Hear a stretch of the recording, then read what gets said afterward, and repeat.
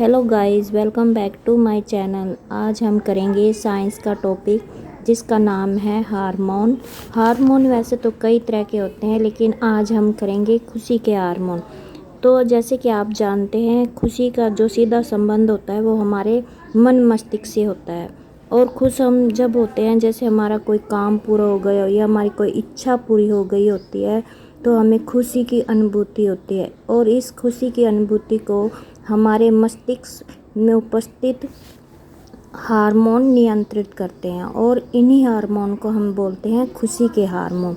जो खुशी के हार्मोन होते हैं वो होते हैं 4 प्रकार के। तो सबसे पहले देखते हैं, सबसे पहला होता है हार्मोन, वो होता है डोपामाइन। इस हार्मोन का स्राव तब होता है जब हमारे मस्तिष्क को यह संकेत मिलता है कि हमें पुरस्कार या सराहना मिली है, या फिर कोई हमने लक्ष्य स्थापित किया था वो पूरा हो रहा होता है, तो इस डोपामाइन हार्मोन का स्राव होता है। और जब इस हार्मोन का स्राव कम होता है तो हमें कम प्रेरणा महसूस होती है। तो इस डोपामाइन हार्मोन का स्राव कैसे बढ़ाया जाए, तो इसके लिए हमें क्या करना चाहिए, हमें छोटे छोटे लक्ष्य बनाकर उन्हें पूरा करने की कोशिश करनी चाहिए। वह उद्देश्य या वो लक्ष्य पढ़ाई से, नौकरी से या किसी प्रकार की सफलता हासिल करने से संबंधित हो सकते हैं। तो हमें छोटे छोटे लक्ष्य बनाकर और उन लक्ष्यों को पूरा करने की कोशिश करनी चाहिए, जिससे कि इस हार्मोन का स्राव अधिक हो। तो जो सबसे पहले हमने देखा डोपामाइन हार्मोन। जो दूसरा हार्मोन होता है वो होता है सेरोटोनिन हार्मोन। जो दूसरे नंबर का खुशी वाला हार्मोन होता है वो होता है सेरोटोनिन हार्मोन। ये हार्मोन मूड को स्थिर रखने का काम करता है। इसके अलावा ये पाचन, नींद की क्रिया और हड्डी की सेहत भी नियंत्रित करता है। इसके अलावा यह तनाव, अवसाद और चिंता को दूर करने का भी काम करता है। और हम रोजाना दिन भर में क्या सोचते हैं, इस हार्मोन की इसमें भी अहम भूमिका होती है। और इस हार्मोन का स्राव कैसा बढ़ाया जाए, तो सेरोटोनिन हार्मोन का स्राव अधिक से अधिक हो, इसके लिए हमें रोज़ नियम से व्यायाम करना चाहिए, जिससे कि हमारा आत्मविश्वास बढ़े। और हमें उन कामों की तरफ ध्यान नहीं देना चाहिए जिसमें हमें बार बार असफलता मिलती है, बल्कि उन कामों को सोचना चाहिए जिनमें हमें सफलता मिली हो। जो तीसरे नंबर का हार्मोन होता है वो होता है ऑक्सीटोसिन हार्मोन।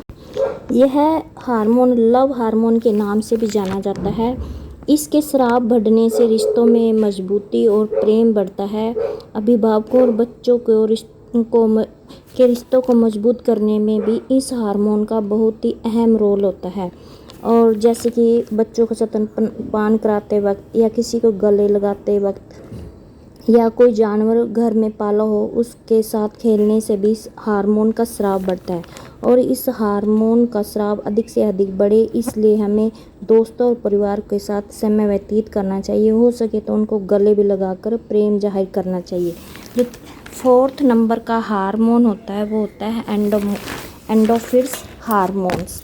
यह भी हमारी चिंता और तनाव के स्तर को दूर करने का काम करता है।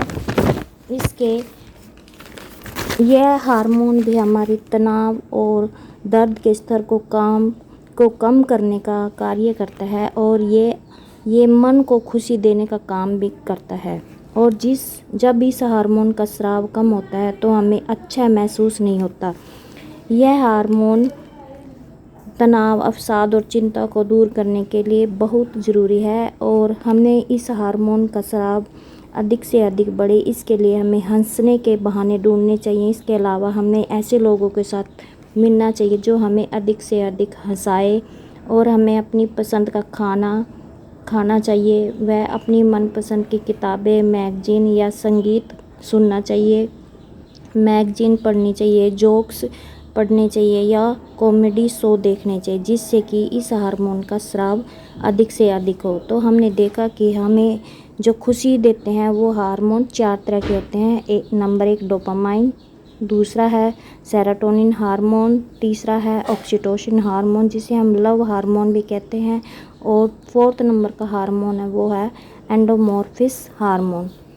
आशा करती हूँ कि आपको यह वीडियो अच्छी लगी होगी। तो आप मेरी वीडियो को लाइक और कमेंट करना, और चैनल पर नए हो तो चैनल को सब्सक्राइब करना। Thank you.